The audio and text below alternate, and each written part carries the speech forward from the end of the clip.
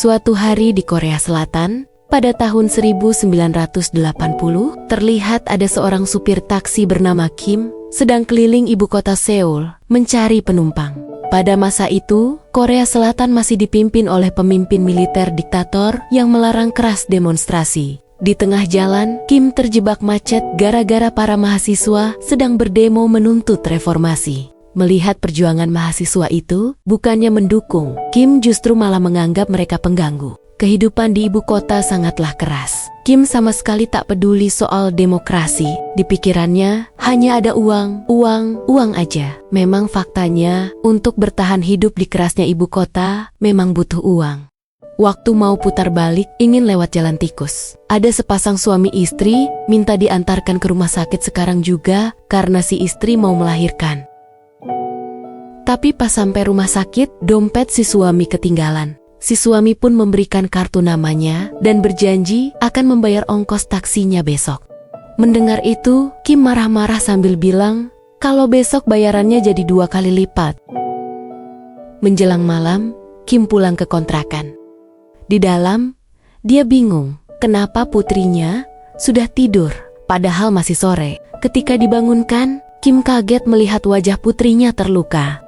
Dengan emosi, dia langsung pergi menggedor-gedor pintu rumah anak nakal yang melukai putrinya. Namun saat pintu dibuka, ibu si bocil justru malah memarahi Kim balik karena anaknya juga terluka. Tak hanya menyebut putri Kim anak nakal, ibu si bocil juga menagih hutang yang dulu pernah Kim pinjam sebesar 100.000 won atau 1 juta rupiah. Selain punya hutang, Kim juga sudah berbulan-bulan tak membayar sewa kontrakan. Ternyata ibu itu adalah si pemilik kontrakan. Mendengar omelan barusan, Kim hanya tertunduk sambil terus-menerus minta maaf. Dari samping, putri Kim terdiam kecewa melihat sang ayah direndahkan. Ketika kembali ke rumah, Kim baru sadar kalau sepatu putrinya sudah rusak dan kekecilan.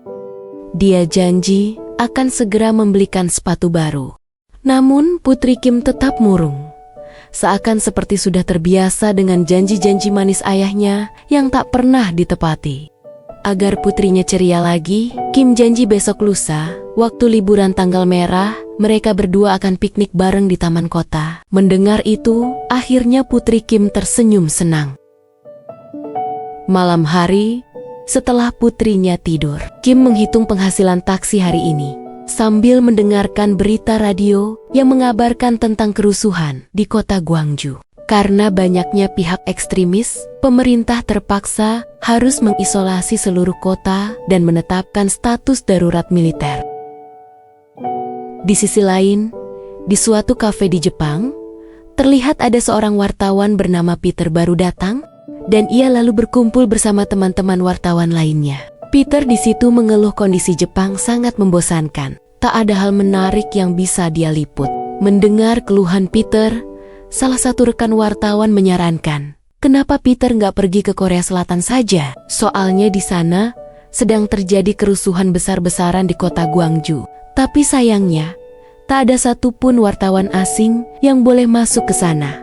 Karena sekarang status kota masih dalam masa isolasi. Jadi agar aman, lebih baik Peter meliput demo-demo kecil yang terjadi di kota Seoul saja. Mendengar kabar barusan, tanpa pikir panjang, keesokan paginya, Peter langsung terbang ke Korea.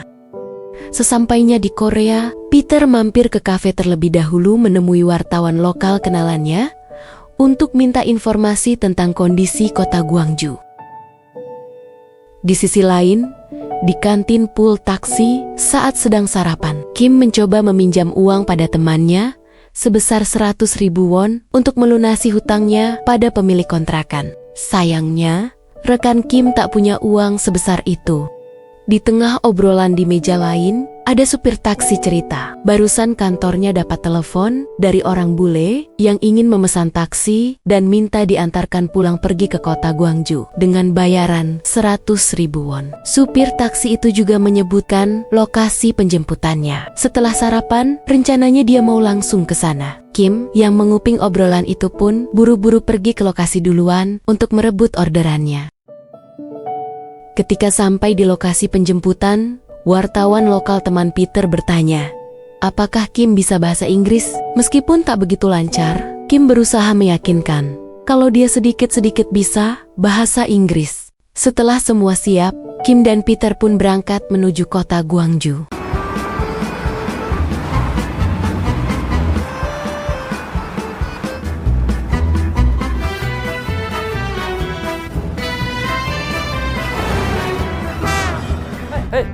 Gwangju.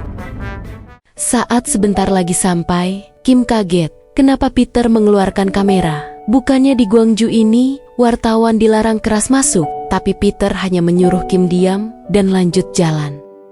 Ketika sampai di perbatasan kota Gwangju, mereka dihadang tentara penjaga perbatasan. Kim pun mencoba menyapa dengan ramah sambil memperkenalkan diri kalau dia dulu pernah ikut wajib militer dan menjadi tentara seperti mereka juga. Namun, respon para tentara itu terlihat dingin. Apalagi penumpang taksi Kim adalah orang asing. Mereka memaksa Kim putar balik ke Seoul. Jika masih memaksa masuk, maka Kim dan Peter akan ditembak di tempat. Mendengar ancaman itu, Kim buru-buru putar balik. Waktu ingin kembali ke Seoul, Peter marah. Pokoknya, kalau nggak dianterin masuk ke kota Gwangju, maka dia tak akan membayar. No Gwangju, no money. Dengan terpaksa, Kim pun putar balik lagi.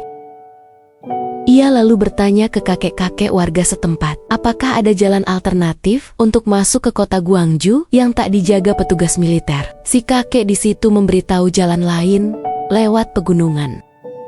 Setelah mengikuti petunjuk si kakek tadi, akhirnya mereka sampai di kota Gwangju. Sesampainya di kota Gwangju, di sana terlihat situasi sangat mencekam. Brosur-brosur propaganda pemerintah berserakan. Spanduk protes juga terpajang di mana-mana. Masyarakat berjuang keras menuntut reformasi. Tak lama kemudian, ada truk pengangkut mahasiswa demonstran lewat. Karena plat nomor taksi Kim adalah plat nomor dari kota Seoul, mereka pun berhenti dan menyapa. Saat melihat ada wartawan asing, Peter disambut dengan hangat. Tapi gara-gara nggak ada yang bisa bahasa Inggris, mereka jadi kesulitan berkomunikasi. Beruntung, salah satu mahasiswa bernama Jessic sedikit mengerti bahasa Inggris. Setelah berkenalan, para mahasiswa lalu mengajak Peter ikut naik truk untuk meliput demo yang sebentar lagi akan mereka lakukan di pusat kota. Berbeda dengan Peter serta para mahasiswa, Kim justru ketakutan. Ia tak menyangka ternyata keadaan di Gwangju separah ini. Bahkan jauh lebih parah dari berita yang dia dengar di radio semalam.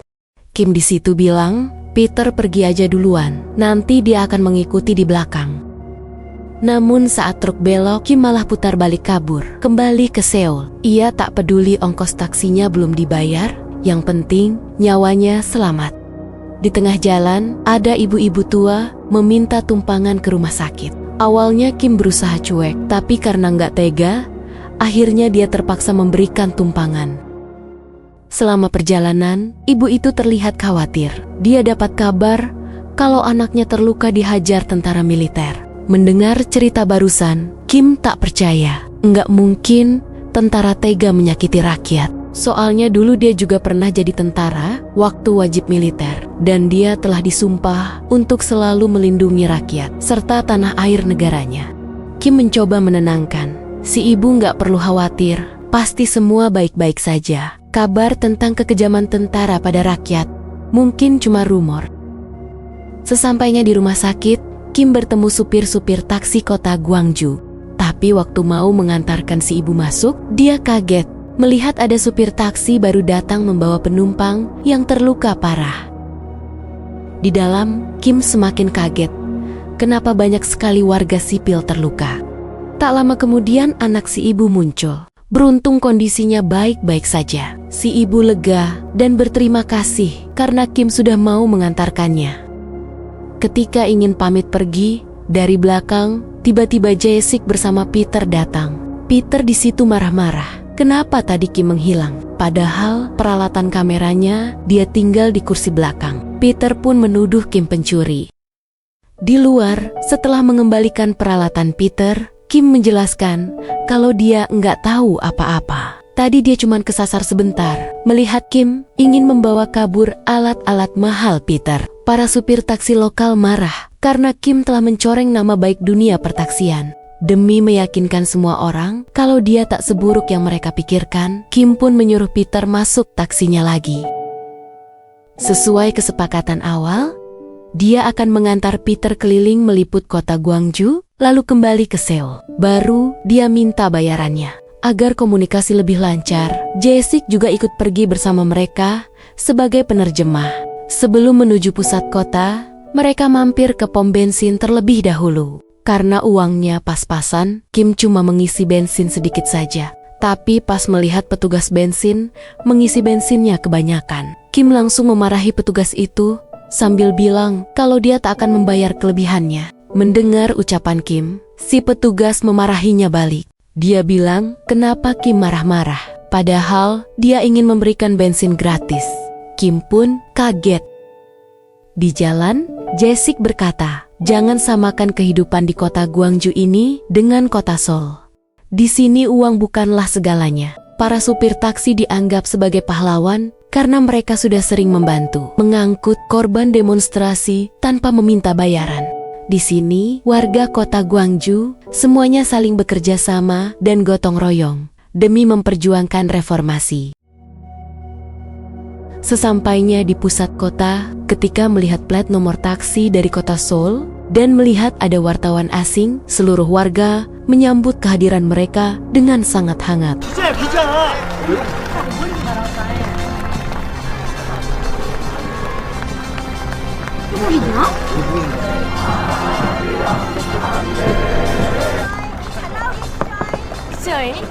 이게 뭡니까?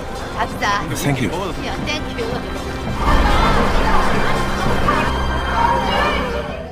Mereka bertiga lalu ke atas gedung agar bisa meliput lebih jelas jalannya demonstrasi. Di atas sana, mereka bertemu seorang wartawan lokal kota Gwangju yang juga sedang meliput.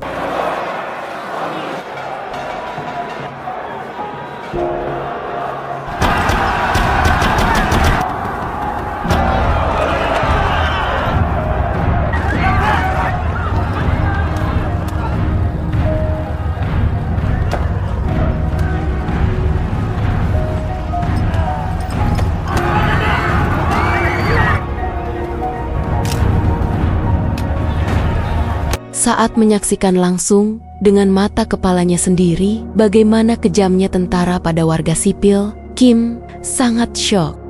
Ia tak menyangka kenapa para tentara itu melanggar sumpah pengabdian mereka. Karena tak ingin hanya diam di atas, sementara rekan-rekannya sedang berjuang di bawah, Jae-sik pun mengajak mereka turun.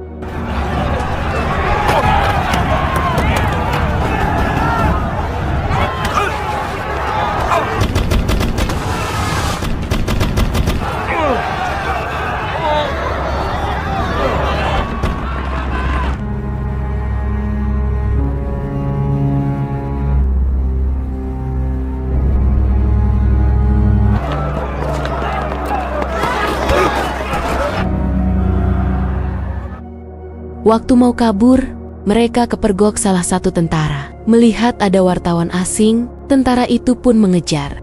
Beruntung, mereka berhasil lolos. Malamnya sepanjang jalan, kondisi kota Gwangju terlihat sangat gelap karena pemerintah telah memutus lampu-lampu jalanan agar warga tetap berada dalam rumah. Sebelum berpisah, Jae-sik meminta Peter berjanji untuk menyebarkan liputan rekamannya ke seluruh dunia. Setelah Jae-sik turun, waktu mau pulang ke kota Seoul, mendadak mobil Kim mogok. Untungnya, ada supir taksi lokal lewat lalu menawarkan bantuan. Saat mobilnya sedang diderek ke base camp perkumpulan supir taksi Gwangju, ekspresi Kim terlihat gelisah. Sesampainya di base camp, semua supir taksi berkumpul membantu memperbaiki mobil Kim. Namun sayang, karena kerusakannya cukup parah, mungkin taksinya baru bisa selesai diperbaiki besok pagi. Mendengar itu, Kim makin gelisah. Dia harus segera pulang, karena putri kecilnya sedang sendirian di rumah.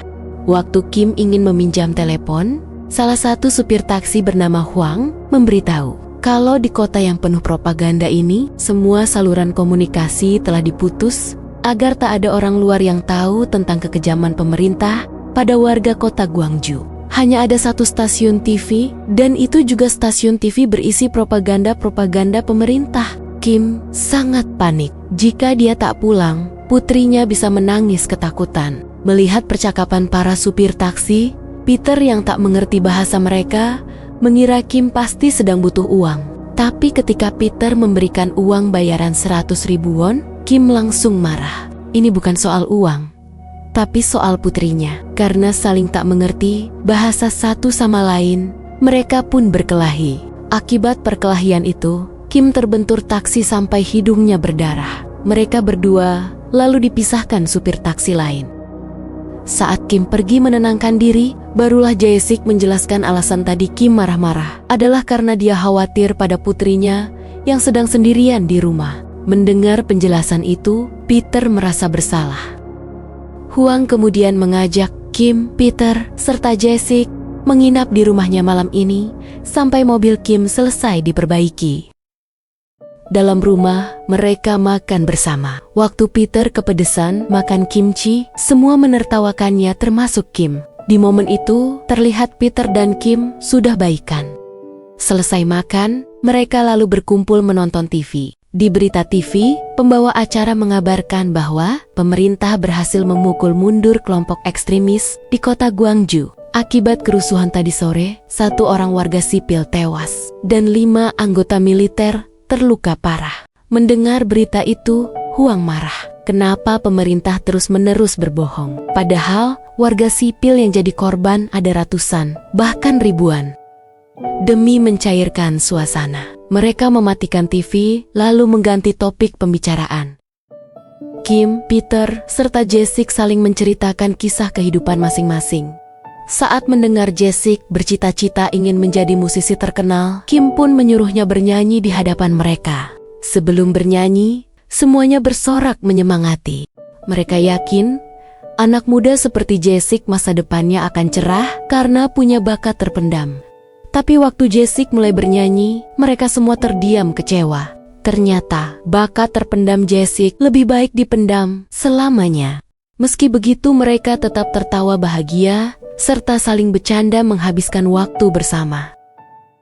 Namun di waktu hangat itu, tiba-tiba terdengar suara ledakan sangat keras. Saat diperiksa, dari bawah salah satu supir taksi memanggil dan menyuruh mereka segera pergi ke lokasi ledakan. Karena di sana, masyarakat sedang berkumpul lagi untuk berdemo.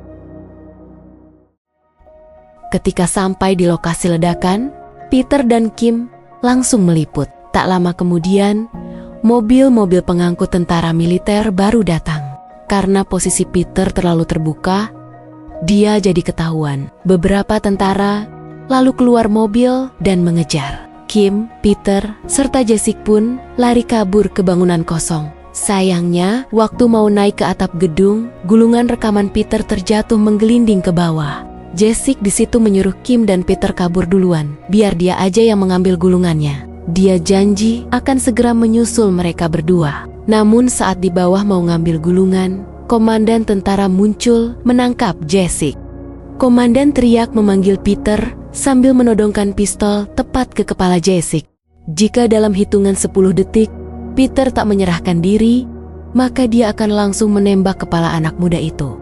Peter dan Kim pun dilema. Dari bawah sambil gemetar ketakutan, Jae-sik teriak menyuruh Peter kabur. Jangan memperdulikannya. Jae-sik memohon agar Peter menepati janjinya untuk mengungkapkan kebenaran tentang kondisi kota Gwangju ke seluruh dunia. Mendengar ucapan Jae-sik, meski berat, Peter dan Kim terpaksa lari, meninggalkannya.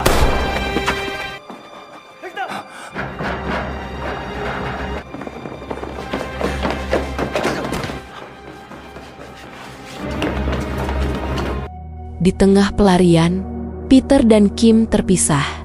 Ketika sedang sendirian, Kim kaget melihat banyak sekali warga sipil dihajar dan dikumpulkan di atas truk. Dari belakang, komandan tentara mengejar. Karena masuk ke jalan buntu, Kim pun tertangkap. Dia dipukuli, ditendang, dan dihajar habis-habisan, bahkan dicekek sampai mau mati. Beruntung Peter datang tepat waktu, memukul kepala komandan, lalu membantu Kim kabur. Saat sampai di rumah Hwang, Kim tergeletak lemas. Dalam rumah, Kim terus menangis, tadi hampir aja dia mati. Kim takut kalau dia mati, tak bisa membayangkan bagaimana nasib putrinya bila hidup sebatang kara. Semenjak istrinya meninggal karena sakit parah, di dunia ini hanya Kimlah satu-satunya orang yang putrinya miliki. Meski tak mengerti bahasa Korea yang Kim ucapkan, namun Peter mengerti bagaimana perasaan Kim. Peter berkata nanti pagi, Kim pulang aja duluan ke Seoul menemui putrinya. Sementara dia akan tetap di sini. Karena gulungan rekaman dia tadi terjatuh, dia jadi kehilangan rekamannya. Demi menepati janji pada Jessica, Peter harus merekam ulang lagi kondisi kota Gwangju, baru dia bisa pergi. Mendengar itu, Kim terdiam, dilema. Pagi hari, ketika suasana masih sepi, Kim buru-buru pulang. Di depan gerbang base camp, Huang menghadang. Ia lalu memberikan plat nomor palsu taksi kota Gwangju agar Kim tak dicurigai. Dia juga memberikan uang ongkos bayaran taksi yang Peter titipkan. Huang berkata, Kim tak perlu minta maaf atau merasa bersalah. Bagaimanapun juga, Kim tak ada salah. Semua ini adalah salah pemerintah. Setelah berpamitan, Kim kemudian pulang ke Seoul. Di jalan, dia berpapasan dengan para tentara patroli. Karena plat nomor taksinya diganti plat nomor taksi lokal, dia jadi tak dicurigai.